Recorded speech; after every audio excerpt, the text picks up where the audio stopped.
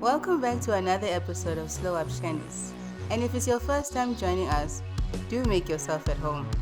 Today we're chatting to Patrick Rapai, a Zimbabwean-born artist residing in South Africa, Johannesburg. He'll be taking us through his journey of the fine arts. I am Nomzamo Matoto.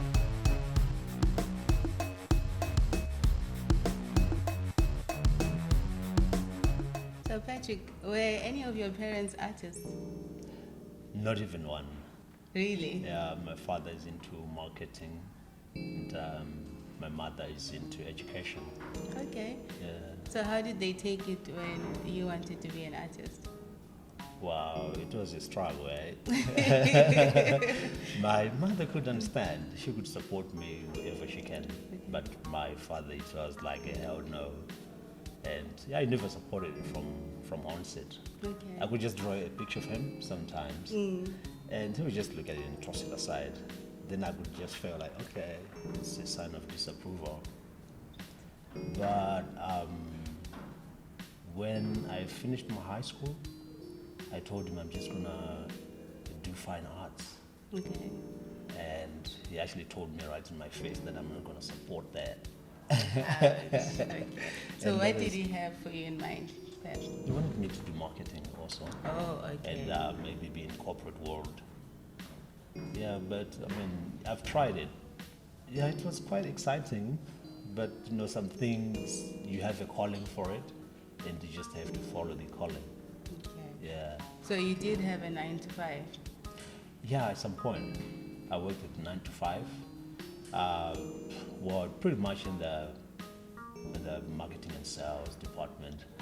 So you did still try to please daddy? Yeah, I tried at some point, but I think I did that for like 1.5 years. Okay. Yeah, then I realized, oh, let me just go and start the art.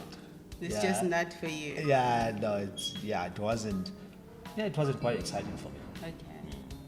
Can you perhaps describe a moment where you realized that actually you just want to be an artist? I just want to be an nothing artist. else? Well, I met a friend of mine. He's now the national director of National Art Gallery in Zimbabwe, Rafael Chukwa.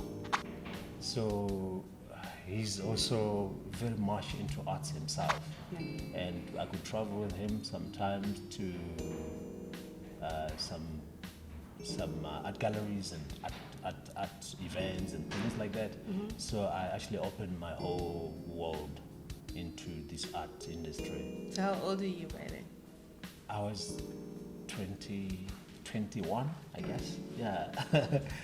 Then, yeah, that's where I could just get inspired by these young artists selling art and making money, and things were really happening.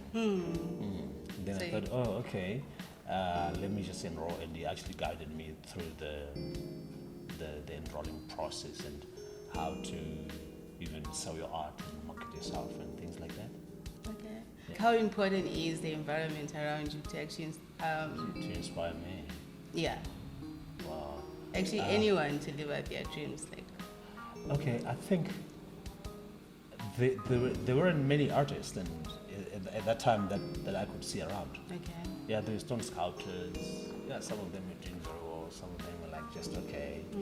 But I think in the fine arts industry, I just had to go out there and expose myself and just see what's really happening, and also studying through the Picassos, the Van Goghs, and other people that really made it in art. It just made me realize, like, oh, okay, this can be a career out of just art alone.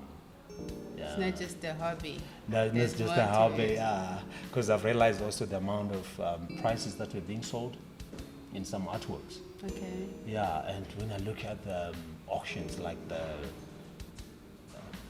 Jean Basquiat, prices would fetch like millions, and I'm thinking, okay, so I can actually create something that worth that much and still be talked about even years and centuries to go. So the legacy is attached to Yeah, what you do. absolutely. So how would you describe the type of art that you do? I would love to say it's expressionism, and also it's a bit of dimension to it. It adds quite a bit of a 3D of which, for me, I wouldn't say it's surrealism, though sometimes I paint kind of figurative Yeah. elements. Yeah, but I just touch quite a lot of techniques. Okay. Yeah, because sometimes you find semi-abstract in my work, because people just tell me, oh, okay, what's this? It looks very beautiful, and I love it. To me, it looks like probably a fish. But to this person, it looks something different. Okay. Yeah, so I think that's why I like abstraction art. Okay, which leads me to my next question. Like, what message do you want to convey with your art? I think I just want to incite feelings into my clients. When you look at my paintings, I want you to feel something about it. I want them to talk to you in a way that maybe it reminds you of some other place, or it makes you feel like doing something. Like, for instance, this one, there's a lady, she came in and she said, oh, okay, this one is so appetizing. I mean, of course it looks like a flower, but I just want to put it in my red room. Oh, she has a red room. Yeah, then then that was it. I mean, I couldn't see it that way, but I saw something different and exciting at the same time. Okay. Yeah, so yeah. But so the description is in the eyes of the beholder. of the beholder in most cases, because as artists sometimes we paint what we love to portray, but people see things differently and they behave differently.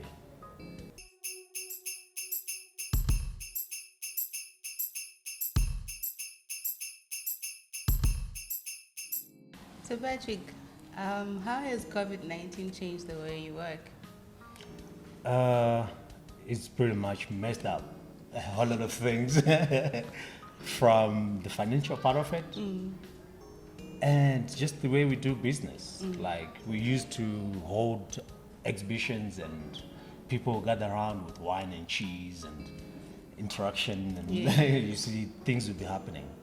Yeah, but right now it's pretty much about the virtual exhibitions and things like that, which is quite cool. I mean, it's a new world. Yes. But we also miss the touch of we just that feeling of speaking to a person, that gathering, and also I believe that art sells more in that way as well, because you actually have the opportunity to convince a client one-on-one. Okay. Yeah, so, yeah, and in so many aspects. I mean, we used to travel and go and sell abroad or some other provinces, but then, yeah, it's all been restricted. Yeah. Yeah, it's a new world for real, eh? Yeah, it is a new world, but I believe it's going to bring very interesting perceptions in life. And Our new normal. is yeah, our coming. new normal. Okay, and then tell me, with the work that I asked you to do for me, what was your take on the briefing? Oh, I find it quite fascinating in the sense that there are a lot of killings and gender-based violence. And it's something that really disturbed me as well, because I lost a friend. Yeah, she actually got killed by her lover. Sorry to Just hear over that. jealousy, like things that can be just talked about and get over it, but someone decided to kill. And I just realized that, you know what, this has to stop. Hence I did that painting, see no evil, hear no evil, and speak no evil. Okay. Yeah. Do you think it had a different meaning for you now? I mean, this has been on the news for quite some couple of years, actually. So do you think it had a new meaning to you just because now you can put a face to the tragedy? Yeah, actually it does. I mean, it never used to make any sense to me. It never used to move me, actually. When I hear, some girlfriend has been Was the murdered. news. Yeah, it was just the news, and I could just think, okay, she's just a victim, and probably she did something wrong. But but as these things continue, I mean, it's really disturbing. Yeah, especially after losing a close friend. and you can feel, you know the kind of person that she is, and it hurts to just realize that somebody decided to take someone's life, which is quite pathetic, I think.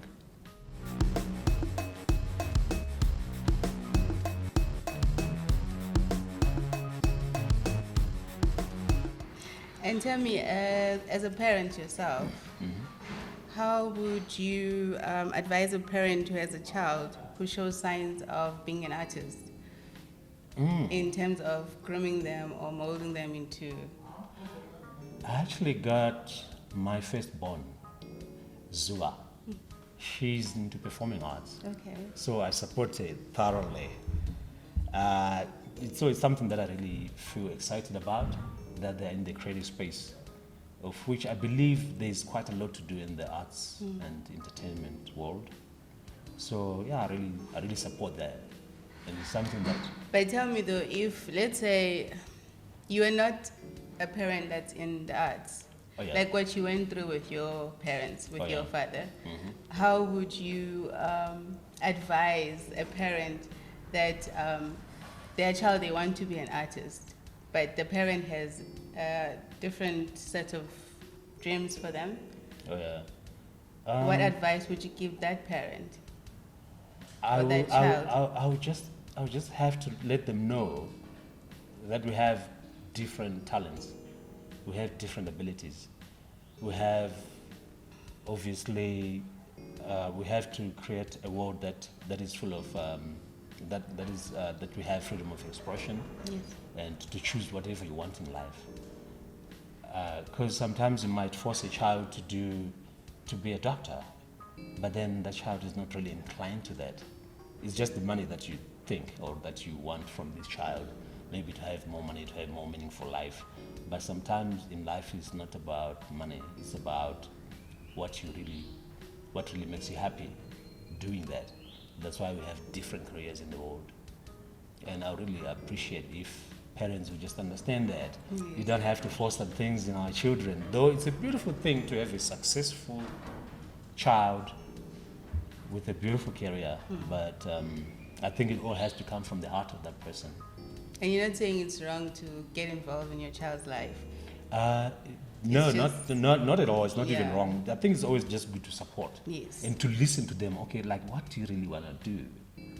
And they will show you, and you can actually support that and feel that child what exactly they want to do. Okay. And have you collaborated with any local artists so far? I did quite a few exhibitions. One was a chef, Wamo. He's an Italian trained chef. We had an exhibition together. He had his food, Italian food exhibition, and I had my paintings displayed, and we were actually having like an interaction and an auction afterwards. Cool. And also I've had like group shows, like with was it called Black Like Us? Okay. Where we had these young artists coming together, and they were sponsored by the Deutsche Bank and Eben Mashaba's product. Okay. Yeah, so yeah, it was very interesting, and quite a few exhibitions as well, mostly group exhibitions. Yeah. Okay, and then if someone wanted to get a hold of you? Yes, they can contact me on my cell number 07134333360, and on email creativedude3@gmail.com, and on Instagram it's creativedudeart. Okay. Yes, and I'm also on Facebook with the same name, Patrick Rapai. For our last question, Oh, yeah. If you had a superpower, what would it be and why? Oh my goodness, that's a very interesting question. If I have a superpower, wow, I think I'll just vanish and appear in some other space. Nice. Yeah, like kind of teleporting. Yes. Yeah, but in a matter of seconds. Okay. I think I really, because of my love to travel, I would just love to be anywhere in the world in a matter of seconds. So you just want to skip customs and everything. Oh yeah, exactly. You just gotta zoop and appear somewhere else. All right. That would be Patrick, awesome.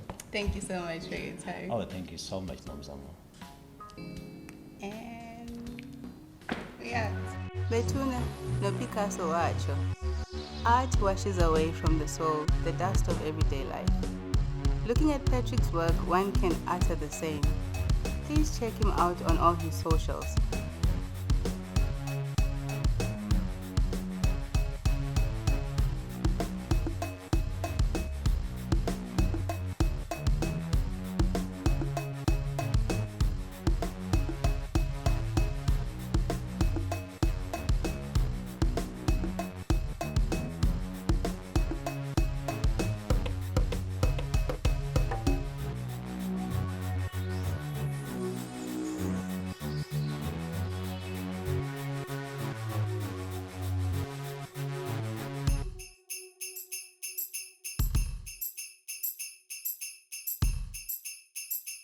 I guess we want to do it right this time.